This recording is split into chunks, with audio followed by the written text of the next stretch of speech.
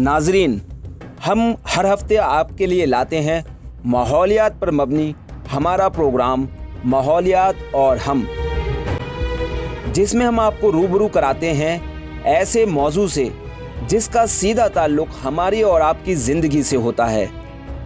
इसी सिलसिले की कड़ी में इस हफ्ते हम आपके लिए लाए हैं एक ऐसा ही मौजू जिस पर अगर अभी ध्यान नहीं दिया गया तो इससे मुल्क के 60 करोड़ से भी ज़्यादा लोगों की ज़िंदगी शदीद बहरान का शिकार हो सकती है और इसकी वजह बनेगी रोज़ बरोज़ बंजर होती ज़मीन।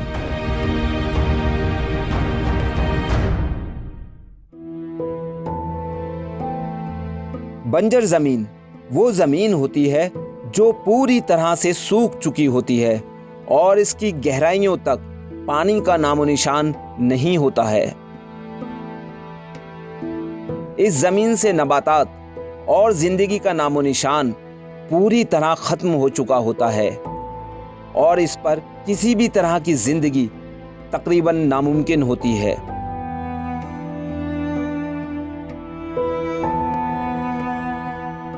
ज़मीन के बंजर हो जाने के लिए कुदरती वजहों के साथ साथ हम लोग भी जिम्मेदार हैं।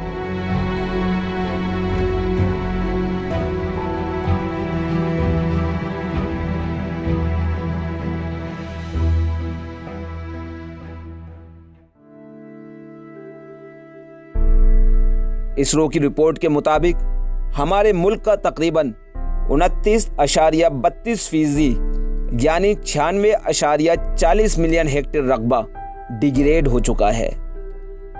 इस 29.32% रकबे में से तकरीबन 23.5% रकबा राजस्थान, महाराष्ट्र, गुजरात, जम्मू और कश्मीर, कर्नाटका, झारखंड, उड़ीसा और मध्य प्रदेश का है। ज़मीन के बंजर हो जाने की वजहों में से 11% वजह पानी का कटाव है, 9% वजह पौधों का कटाव है। वहीं हवा के कटाव की वजह से 5.55% ज़मीन की पैदावार की सलाहियत मुतासिर होती है, जबकि तकरीबन 2% वजहों में से इंसानी आबादी, ज़मीन में पैदा होने वाली खारियत या नमकीनियत है। वहीं 2.7% वजहों में जंगलात की कटाई और फर्टिलाइज़र्स का ज़रूरत से ज़्यादा इस्तेमाल वगैरह शामिल हैं। हमारे मुल्क के पास पूरी दुनिया के कुल रकबे का सिर्फ 2.4% रकबा ही है, जबकि दुनिया की कुल आबादी का तकरीबन 18% हिस्सा हिंदुस्तान में रहता है। इसलिए ज़मीन का बंजर हो जाना या डिग्रेड हो जाना हर साल हमारी जीडीपी को तकरीबन 2.5% तक कम कर रहा है।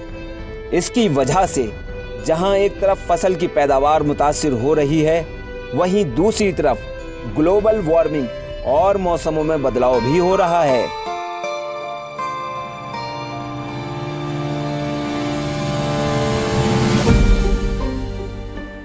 पूरी दुनिया के मुमालिक इस मसले को लेकर काफ़ी संजीदा हैं। इसी सिलसिले में United Nations Convention to Combat Desertification यानी UNCCD को 1994 में कायम किया गया, जिसका मकसद डिजर्टिफिकेशन से निपटने के लिए इक़दाम करना है। 1994 से अब तक UNCCD ज़मीन के डिग्रेड हो जाने या डिजर्टिफिकेशन पर 14 कन्वेंशन कर चुका है। इस साल UNCCD COP14 कन्वेंशन की मेज़बानी हिंदुस्तान ने की, जिसमें 190 से ज़्यादा मुमालिक के 100 से ज़्यादा वज़ीरों और 8,500 से ज़्यादा नुमाइंदों ने शिरकत की। 2 सितंबर से 13 सितंबर 2019 तक चले इस कन्वेंशन की सदारत मरकज़ी वज़ीर बराए माहौलियात प्रकाश जावड़ेकर ने की। वहीं 9 सितंबर 2019 को इस कन्वेंशन में अपने ख़यालात का इजहार करते हुए वज़ीर आज़म नरेंद्र मोदी ने डिजर्टिफिकेशन से लड़ने और बंजर होती ज़मीन को ज़रखेज़ बनाने की ज़रूरत पर जोर दिया।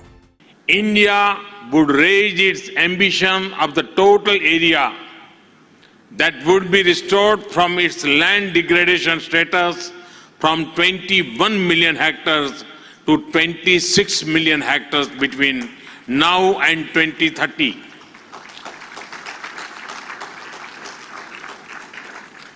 This will support India's large commitment to achieve an additional carbon sink between 2.5 billion metric tons to 3 billion metric tons through tree cover. In order to further develop a scientific approach and facilitate induction of technology to land degradation issues, we have decided to set up a Center for Excellence in India at the Indian Council of Forestry Research and Education. This agency will actively engage to promote South-South cooperation with those who may wish to access knowledge, technology and training of manpower to address land degradation. आइए इस मौजू पर ज़्यादा जानकारी के लिए चलते हैं हमारे स्टूडियो, जहां हमारे साथ मौजूद माहिरीन UNCCD के 14वें कॉन्वेंशन पर और ज़मीन को बंजर होने से बचाने के तरीक़ों पर रोशनी डालेंगे।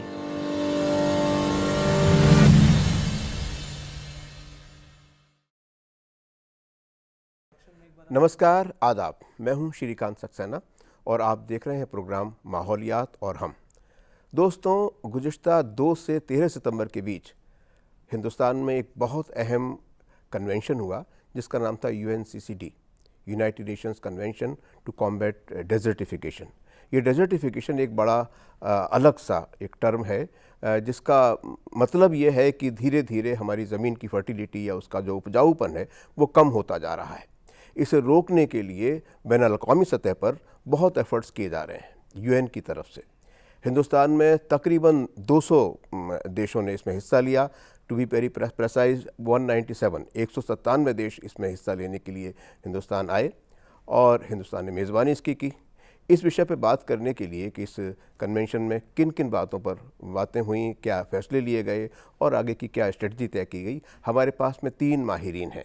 हमारे साथ हैं ministry of environment, forest and climate changes से डॉक्टर RB लाल, जो साइंटिस्ट हैं और जिन्होंने ऑफिसर ऑन स्पेशल ड्यूटी की हैसियत से इस कन्वेंशन में हिस्सा लिया। हमारे साथ हैं श्री सुधीर सचदेवा, जो जाने माने एनवायरमेंटलिस्ट हैं, इस कॉज से जुड़े हुए हैं। और हमारे बीच हैं टेरी से श्री योगेश गोखले जी, जिनकी फॉरेस्ट्री और बायोडाइवर्सिटी में एक्सपर्टीज़ है। शुरुआत करते हैं डॉक्टर लाल आपसे। आपने एक अहम पिवोटल रोल इस कन्वेंशन में अदा किया as a officer on special duty और मिनिस्ट्री से आप जुड़े हुए ही हैं। तो थोड़ा सा इसकी तफसील से हमारे व्यूअर्स को बताइए कि क्या बैकग्राउंड है, क्यों ये कन्वेंशन हुआ और क्या इसमें एजेंडा तय हुआ। जी, UNCCD United Nation Convention to Combat Desertification इसका फुल नाम है। ये एक तीन रियो के कन्वेंशन हैं, एक क्लाइमेट चेंज है, एक बायोडाइवर्सिटी कन्वेंशन है, तो 3 रियो कन्वेंशन है। UNCCD कन्वेंशन 1994 में अडॉप्ट हुआ था एंड 1996 में इम्प्लीमेंट करने के लिए पूरे वर्ल्ड ने इसमें रेटिफाई करना स्टार्ट किया था। हमारे देश ने, भारत ने 1994 में इसको सिग्नेचर किया एंड 1996 में, दिसंबर 1996 में हम लोगों ने इसको रेटिफाई किया और हम कंट्री पार्टी बन गए। UNCCD कन्वेंशन में 197 पार्टी हैं, जिसमें 196 कंट्री है, एक यूरोपियन यूनियन है, तो ऐसे हम 197 बोलते हैं। 2002 में COP8 का क्लाइमेट चेंज हमारा ministry of environment, forest and climate change ने कराया था। 2012 में CBD जो बायोडाइवर्सिटी कन्वेंशन है, इसी रियो का पार्ट है, उसको हमने मेज़बानी की थी, हमने होस्ट किया था। और अभी 2019 में भारत ने UNCCD का कन्वेंशन की मेज़बानी की है।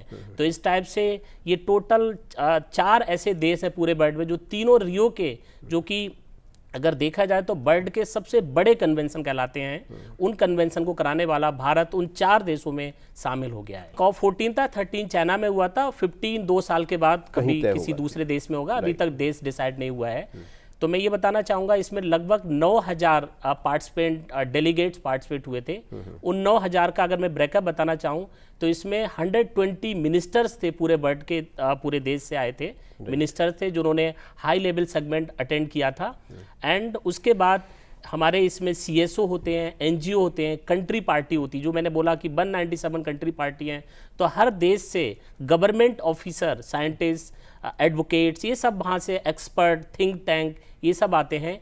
इंडस्ट्री से भी आते हैं यहाँ पर, एकेडमिक्स से आते हैं, NGO जो होते हैं। और ओवरऑल इसमें इस वाले कन्वेंशन में हमारे देश से और बाहर से कई फॉर्मर भी अटेंड किए थे। गोखले साहब, आप थोड़ा सा बताइए कि आपके ऑर्गेनाइजेशन ने हिस्सा लिया था इस कन्वेंशन में? हाँ, हमने इसमें 2-3 तरीके से हम शरीक हुए इसमें। पहले तो इसकी जो तैयारी जो हो रही है, जैसे लाल साहब ने इसकी जो लॉजिस्टिक की तैयारी के बारे में, लोगों कौन लोग आए, कौन गए, इस प्रकार से बताया। तो वैसे टेक्निकल तैयारी भी बहुत अहम होती है, क्योंकि आखिरकार जो डिस्कशन होता है वो जो टेक्निकल पॉइंट के ऊपर ही डिस्कशन होता है। तो टेरी ने एक रिपोर्ट तैयार की थी डिजर्टिफिकेशन के, economics of land desertification and degradation. तो ये हमने भारत सरकार को सबमिट की थी। जैसे फॉरेस्ट डिग्रेडेशन, इसका एक बहुत अहम इन्वेस्टमेंट का मुद्दा है। एक तो गवर्नमेंटल एफर्ट्स हो गए, हाँ, इसके अलावा भी क्या कुछ और स्टेक होल्डर्स हैं जो दखल दे सकते हैं या असल में एक बड़ा इंटरेस्टिंग मुद्दा है कि ministry of environment and forest and climate change ये इसकी नोडल मिनिस्ट्री, मैंने जैसे हम राष्ट्रीय स्तर पे देखा जाए तो लैंड डिग्रेडेशन को अंतर्राष्ट्रीय स्तर पर रिपोर्ट करने के लिए हमारी MOEFCC जो है वो इसकी नोडल मिनिस्ट्री है। डिजर्टिफिकेशन को रोकने के लिए, उसको प्रिवेंट करने के लिए जब तक अलग अलग महकमों की या अलग अलग जो कहीं मिनिस्ट्रीज का रोल ना हो या उन्हें शामिल ना किया जाए, सही तो बात शायद हम टारगेट्स हासिल ना कर पाए। सिर्फ टारगेट ही नहीं हासिल न कर पाएंगे, लेकिन उन बिंदुओं को भी एड्रेस करना मुश्किल हो जाएगा। क्योंकि जैसे जल शक्ति मिनिस्ट्री लीजिए, मिनिस्ट्री ऑफ एग्रीकल्चर लीजिए, इनका जो काम करने का क्षेत्र है वो MOEFCC के दायरे के बाहर है। तो MOEFCC के पास ना उनकी तकनीकी जानकारी होगी, ना उनको गाइड करने की उनके पास क्षमता होगी। और other way round also agriculture के बारे में जो वो मिनिस्ट्री करेगी, या जंगल के बारे में कल के डेट में एग्रीकल्चर मिनिस्ट्री में काम करना शुरू करा, तो उसमें तकनीकी जानकारी कुल मिला के okay, nodal agency ministry of environment, forest and climate changes हो गई, और बाकी जो लाइन मिनिस्ट्रीज हैं वो एक इन टेंडम काम करें, ये मकसद है उसमें है। उसके साथ साथ एक चीज़ को हमने बिल्कुल नहीं भूलना चाहिए, क्योंकि जैसे MOEFCC के ये सेंट्रल मिनिस्ट्री जो है वो उनको स्टेट को डायरेक्ट करने की जिम्मेदारी है इनके पास। हाँ, क्योंकि जंगल जो है वो कंकरेंट सब्जेक्ट है, सेम लैंड भी कंकरेंट सब्जेक्ट है, एग्रीकल्चर कंकरेंट सब्जेक्ट है। तो फेडरल स्ट्रक्चर में स्टेट का इन्वॉल्वमेंट बहुत जरूरी है। तो इसलिए सबसे ज्यादा अहम भूमिका तो राज्यों की है। लेकिन उस जमीन में जो वाटर बॉडीज हैं उनको जो है वो बचाए रखना, उनका संरक्षण करना, और जो ग्रेजिंग वगैरह है उसको कहीं ना कहीं तक चेक करना, थोड़ी कंट्रोल फॉर्म में, रेगुलेटेड करना, तो ये सब राज्य की जिम्मेदारी है, स्टेट्स की जिम्मेदारी बिल्कुल है ना। तो ये केवल गाइडलाइंस मिनिस्ट्री आपकी दे सकती है। सचदेवा साहब, आप इसमें हमें ये बताइए, चूँकि आप बड़े गंभीरता से इस चीज़ को देख रहे हैं, आपकी नज़र है कि ये जो प्रोसेस डेजर्टिफिकेशन है ग्लोबली, चूँकि अगर शायद मैंने कहीं पढ़ा कि जो टोटल रकबा है धरती का, उसमें 40-41% इलाका इसकी जद में है, और 2 अरब से ज़्यादा लोग उसमें रहते हैं जी। और एक मुश्किल ये है कि 90% से भी ज़्यादा लोग वो हैं जो डेवलपिंग कंट्रीज से हैं, विकासशील देशों से हैं।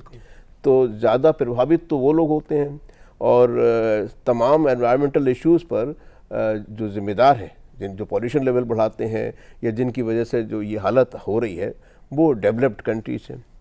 तो इस पूरे सीन को ग्लोबली आप किस तरह से देखते हैं? डिजर्टिफिकेशन है क्या, उसको मैं आसान शब्दों में पहले पेश करता हूँ। देखिए, जो भी भूमि है, जो भी ज़मीन है, उसके नीचे सबसे पहले सॉलिड रॉक होती है, उसके ऊपर आती है डीकम्पोज्ड रॉक जो कि लगभग मिट्टी से मिल जाती है, उसके ऊपर आती है आपकी वो सॉइल जो कि सेमी सॉइल कहलाती है, फिर आती है टॉप सॉइल, और फिर आते हैं न्यूट्रिएंट्स। तो जितनी भी वेजिटेशन है, जितना भी हमारे यहाँ पर कोई क्रॉप्स उगती हैं, उसमें जो मेन रोल है वो सॉइल का है, टॉप सॉइल का, न्यूट्रिएंट्स का।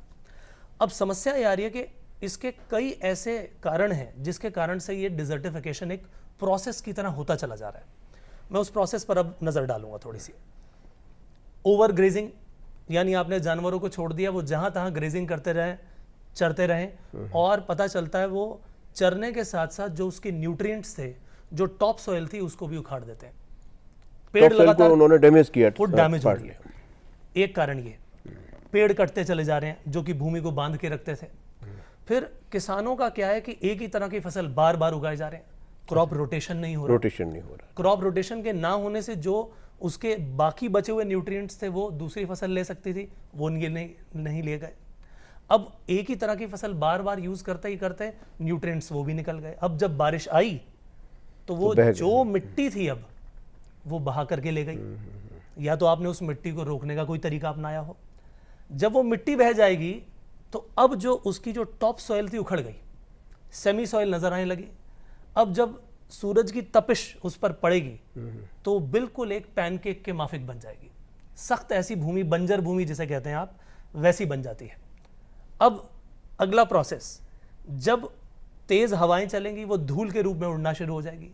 यानी जो अल्टीमेटली वेजिटेशन को हेल्प करती थी सॉइल, वो पूरी की पूरी चली गई। अब वो डेजर्ट बनने की कगार में आ गई। बिल्कुल ऐसी ही चीज़ें हमारे यहाँ पर, सिर्फ देश में नहीं, हमारे देश में भी लगभग 30% लैंड जो है डिग्रेड हो चुका है। डेजर्ट में कन्वर्ट हो जाएगा अगर एक्शन न लिए गए, वो लिए जा रहे हैं। ओवरऑल वर्ल्ड की बात करें तो वहां पर लगभग 1/3 हिस्सा जो है वो इसकी चपेट में आ चुका है। उसका सबसे बड़ा असर आप अफ्रीका पे देख लीजिए। तो अब वर्ल्ड लेवल पर पहुंच गए, इंडिविजुअल से लेकर के आप देखिए, हम वर्ल्ड की बात कर रहे हैं।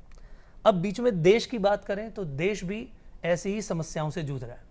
एक एग्जांपल मैं आपको दिल्ली का देता हूं। दिल्ली के आसपास अरावली हिल्स हैं। अरावली हिल्स दिल्ली से लेकर के राजस्थान पहुंचती हैं, बीच में हरियाणा है, गुजरात पहुंचती हैं। अब आप सोचिए कि उनका जो पूरा का पूरा इतनी बड़ी हिल्स हैं, वो क्या दिल्ली को हेल्प करती होंगी? लोग सोचेंगे उसका क्या हेल्प का तरीका। मैं इसका एग्जांपल देता हूं आपको कि उदयपुर एक ऐसी सिटी है जहां पर पूरे साल बड़ा ही प्लेजेंट मौसम रहता है जी। अब उसके पीछे देखा जाए तो थार डेजर्ट है। थार डेजर्ट में डस्ट स्टॉर्म चलते हैं, लेकिन उसका असर उदयपुर पर नहीं आता। ऐसा क्यों? क्योंकि अरावली हिल्स उसकी रक्षा कर रही हैं। अब हम क्या कर रहे हैं, दिल्ली के आसपास देखिए, गुड़गांव में, उधर से आगे राजस्थान नीमराणा की तरफ चले जाइए, जबरदस्त तरीके से माइनिंग, इलीगल माइनिंग भी हुई, और उसके अलावा कंस्ट्रक्शन, बिना सोचे समझे दनादन कंस्ट्रक्शन हो रही है।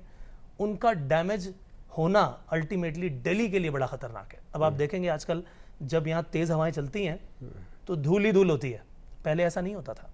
सो अल्टीमेटली आप इंडिविजुअल लेवल से लेके इस डिजर्टिफिकेशन को सोचें और पूरे वर्ल्ड लेवल पर, तो ये हाल सिर्फ इंडिया नहीं, ऑल ओवर द वर्ल्ड है। तभी सोचिए 197 देश इसके बारे में सोच रहे हैं, और आज से नहीं, पिछले कई सालों से, 25 साल हो गए। बेशक भारत की अपनी भूमिका क्या है, मैं आप दोनों से जानना चाहता हूं, डॉक्टर लाल आपसे भी और गोखले जी। पहले आप बता दीजिए, फिर मैं उसमें आऊँगा कि ये कि जो टारगेट्स हमने अपने लिए चुने हैं खुद हिंदुस्तान ने, एक तो किस हद तक हम उसमें कामयाब हुए हैं, और जो दिन ब दिन हम उसे बढ़ाते जा रहे हैं, यानी अपनी उसको स्केल को बड़ा कर रहे हैं, अपने लिए और बड़ी चुनौती हम तय कर रहे हैं और शायद कमोबेश उसे हासिल भी कर रहे हैं। तो उसके बारे में थोड़ा सा बताइए। ज़रूर। मुझे लगता है इसमें ये जो कॉन्फ्रेंस ऑफ पार्टीज जो हुई, इसमें लैंड डिग्रेडेशन न्यूट्रलिटी, इस चीज़ को बड़ी गंभीरता से लिया गया। लाल साहब थोड़ा सा इसमें ये कर सकते हैं, मैं थोड़ा सा एलेबोरेट और ज़्यादा भी कर सकते हैं। लैंड डिग्रेडेशन न्यूट्रलिटी का मतलब ये है कि उससे जितना एरिया खराब हो रहा है उतना ही एरिया को हम बाकी एरिया में जो पड़ा हुआ है उसको हम रिट्रीव करेंगे। ये लैंड डिग्रेडेशन न्यूट्रलिटी का मतलब है, और ये बहुत इम्पोर्टेंट चीज़ है, क्योंकि जैसे डिग्रेडेशन ये जैसे एंथ्रोपोजेनिक बने, मानव ने निर्माण की हुई समस्या, उसके साथ साथ एक नैसर्गिक प्रोसेस भी है। हाँ, तो ये क्योंकि किसी भी इकोसिस्टम का एक नेचुरल सक्सेशन का भाग है, तो हमने उस तरीके से देखना चाहिए। दूसरी बात मैं ये बताना चाहता हूँ, क्योंकि इतने सारे लोगों ने एक साथ आना, 197 कंट्रीज़ ने कुछ निर्णय लेना इन चीज़ों के ऊपर, ये बहुत बड़ी प्रक्रिया है, और इस प्रकार की प्रक्रिया एक पिछले 25 साल से, जैसे जब से रियो कन्वेंशन 92 शुरू से। है 92 से, तब से चल रही है। इसमें निगोशिएशन में ये चीज़ होती है कि कई सारी चीज़ें, सबसे अहम मुद्दा होता है कि ये किसने किया, ये जो प्रॉब्लम है इसका जिम्मेदार कौन है। तो जिम्मेदारी जब तय की जाती है तो कई सारे कंट्रीज इसमें विड्रॉ करने की कोशिश करते हैं, कई सारे बोलते हैं नहीं हम इतना ही मदद कर सकते हैं। तो ये निगोशिएशन का भाग अपने तौर पे चलता रहता है। एक वो लास्ट कन्वेंशन जो तय हुआ था कि भाई 100 बिलियन या इतना हम जो है वो देंगे, वो क्लाइमेट चेंज कन्वेंशन में में, लगाया। लेकिन इसको तय करना, इसको ये लागू बड़ी करना। एक लंबी प्रक्रिया होती है और ये कितने हद तक यशस्वी होता है इसकी भी एक मर्यादा है। लेकिन सबसे इम्पोर्टेंट मुद्दा है कि हम हमारे घर में क्या चीज़ कर रहे हैं और उसकी आवश्यकता और उन चीज़ों के लिए ये क्या इस मामले में शायद लाल साहब कुछ ज़्यादा रोशनी डाल दें, जी। क्योंकि नोडल एजेंसी तो आपकी है और इम्प्लीमेंटेशन की जिम्मेदारी राज्यों की है। शायद जो बातें हम कर रहे हैं उसको समझने की या उसमें उतनी अवेयरनेस किसानों में या आम लोगों में जो हम एक्सपेक्ट करते हैं, हम तवक्को करते हैं कि उनको मालूम होना चाहिए कि कितना बड़ा ख़तरा उनके सामने आने वाला है। आपकी मिनिस्ट्री की भूमिका क्या, हाउ डू यू एंश्योर कि भाई जो रिजल्ट्स हमारे हैं वो आपके पक्ष बहुत में अच्छा क्वेश्चन है। हमारे मित्र जी ने भी बताया कि MOEF एंड बाकी सब मिनिस्ट्री के कोरिलेशन, एक्चुअली इसमें पूरा प्रोसेस कैसा होता है, मैं 2-3 चीज़ में आपको कंक्लूड करता हूँ। जैसे ये UNCCD का कॉप हुआ तो इससे पहले इनके 3 महीने पहले डॉक्यूमेंट्स आ जाते हैं जिनको मीटिंग डॉक्यूमेंट बोलते हैं। उन मीटिंग डॉक्यूमेंट को हम फिर एक इंटर मिनिस्ट्रियल कमेटी बनाते हैं, क्योंकि इसमें केवल MOEF अकेले कुछ नहीं कर सकते। हमारी जैसे मिनिस्ट्री ऑफ लैंड रिसोर्सेज हैं, मिनिस्ट्री ऑफ जल शक्ति है, ministry of home affair, NDMA, ISRO, external affair and इसमें सभी मंत्रालयों का, तो ऐसे करके हमारे 13-14 लाइन मिनिस्ट्री जिनको हम बोलते हैं इस सेम सब्जेक्ट पे पूरे देश में विभिन्न प्रकार की स्कीमों में काम करती हैं। तो उसको हम सबको डॉक्यूमेंट सर्कुलेट करते हैं। एक इंटर मिनिस्ट्रियल कमेटी, जैसे इस वाले कॉप के केस में एक कमेटी बनाई गई थी जिसमें secretary sir, special secretary sir ने उसको चेयर किया था एंड उस मीटिंग में सबसे कमेंट्स मांगे जाते हैं। 4-5 मीटिंग्स होती हैं। देन उन सबसे कमेंट्स के बाद एक ड्राफ्ट कंट्री पोजीशन बनाई जाती है कि हमारे देश में लैंड डिग्रेडेशन को रोकने के लिए या लैंड डिग्रेडेशन न्यूट्रलिटी को अचीव करने के लिए हमने कौन कौन सी स्कीम में कितना कितना काम किया, हम कहाँ तक पहुँचे हैं, कितना और काम करना है, कैसे टारगेट सेट करने हैं, क्योंकि ये पूरा convention voluntary and aspirational goal type का कन्वेंशन होता है। मतलब कोई हमें कह नहीं रहा है कि आपको ही करना है, बट ये हमें करना है। क्यों नहीं, अगर हम नहीं करेंगे, जैसे हमारे मित्रों ने बताया कि इस पूरे में पूरे वर्ल्ड के 2/3 कंट्री इससे अफेक्टेड है और पूरी पृथ्वी का 1/3 हिस्सा लैंड डिग्रेडेशन वाले चपेट में है।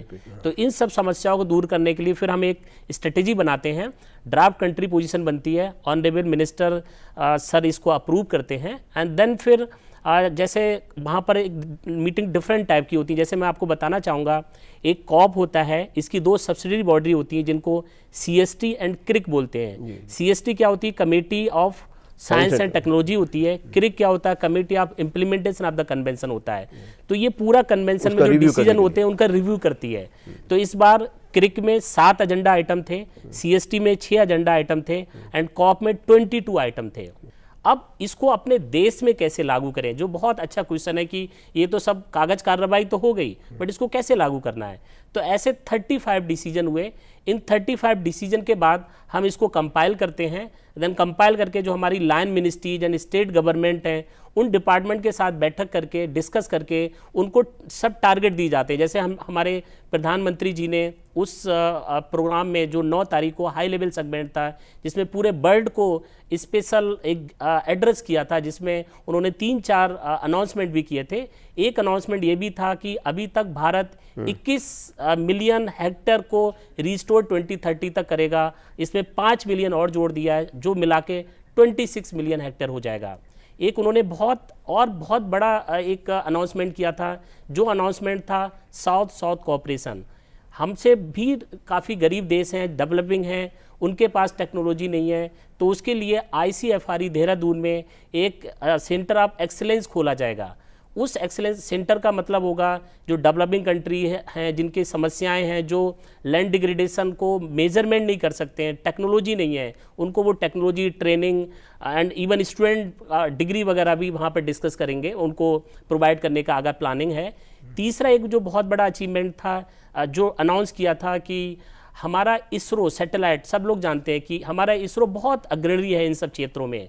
काफ़ी देश लैंड डिग्रेडेशन के डेटा को मेजर ही नहीं कर पाते हैं कि उनकी कितनी लैंड है, 5 साल में कितना चेंज हुआ, अगले 10 साल में कितना चेंज हुआ। प्रधानमंत्री जी ने बहुत अच्छी बात बोली उस गैदरिंग में, अगर आपने सुना होगा, उन्होंने बोला कि ये लैंड डिग्रेडेशन का जो मुद्दा है, केवल लैंड डिग्रेडेशन, इसको ठीक करने के लिए पानी की भी ज़रूरत है, और पूरा वर्ल्ड में जगह जगह वाटर स्केर्सिटी है। तो उसके लिए जैसे उन्होंने बताया कि मिनिस्ट्री ऑफ जल शक्ति का गठन हुआ है, और मिनिस्ट्री ऑफ जल शक्ति के थ्रू ढेर सारे स्कीम्स हैं, हर खेत को पानी, कम ड्रॉप में ज़्यादा खेती करना, इन सब स्कीम के लिए। जो आपने क्वेश्चन दूसरा पूछा ये न्यू दिल्ली डिक्लेरेशन में, तो आपको सुन के अचंभा होगा कि पूरे वर्ल्ड ने भारत की जो स्कीम्स हैं, जो लैंड डिग्रेडेशन को रोकने के लिए, न्यूट्रलिटी को अचीव करने के लिए, ये जो मैंने स्कीम के बारे में बताया, उन सबको अप्रिशिएट किया। और अगर दिल्ली डिक्लेरेशन के पैरा 11-12 पढ़ेंगे तो उसमें उन्होंने इस चीज़ को वेलकमिंग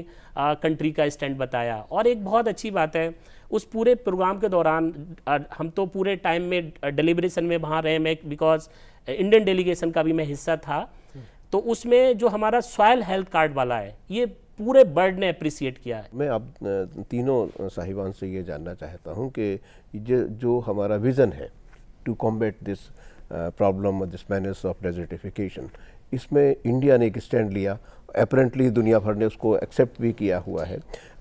आपके अपना ऑब्जर्वेशन क्या है कि to what extent we will achieve this target achieve करना तो हमारे लिए संभव है। इसकी वजह यह है, जो इंस्टीट्यूशनल मैकेनिज्म जो हम बोलते हैं वो हमारे पास मौजूद है और हम कर रहे हैं वो।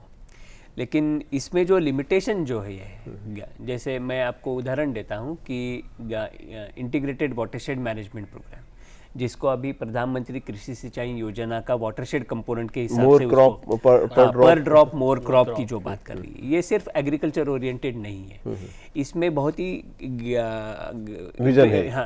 विजन है और काम हो रहा है इसमें इंटीग्रेटेड अप्रोच है। सदेव साहब, आप हमें थोड़ा सा ये बता दीजिए, क्योंकि आपने एक खाका जो खींचा, जो चित्र एक बनाया, उसमें ये बता रहे हैं कि जो बहुत ये प्रोसेस जो है वो बहुत ख़तरनाक लेवल पर है।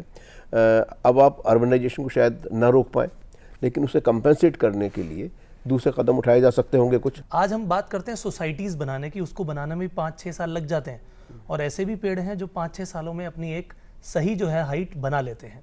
तो उसके साथ साथ मैंने जितना डैमेज कर रहे हैं उसके साथ साथ उसे कंट्रोल भी कहीं ना कहीं करते जाएं। ये बहुत ज़रूरी होगा।